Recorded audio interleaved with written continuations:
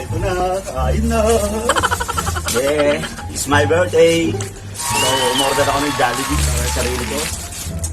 Tapos mali, sakto, dumating yung Jollibee. Kain na. Ito. Ano? Ganito, totoo nga yung sabi nila. Ano? Yung tuwalya. Ano? Ganito.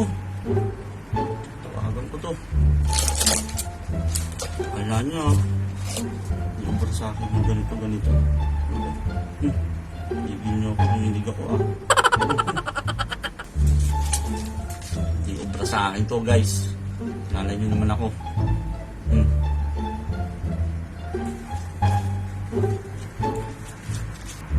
Yes, hello? Hello, kabayan. Apo, kabayan. Kabayan, umorder kasi ako dyan. Nakatawag ko lang din. Mga 30 minutes, bilis na dumating eh.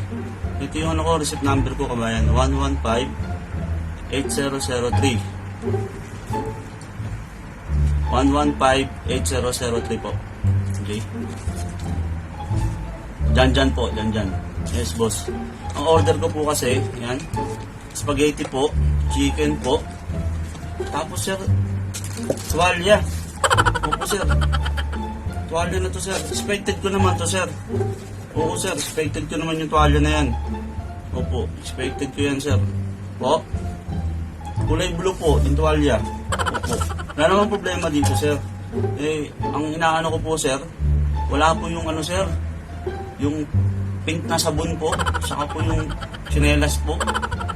Diba po sir, meron po yun? Po? Wala kayong ganung package sir? Pero kaka-order lang po ng mga kaibigan ko dyan sir eh.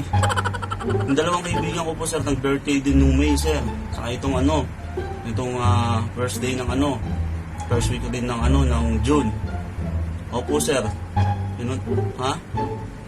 Hindi ko po alam sir kung anong story. Basta, pumunta po ako sa kanila sir.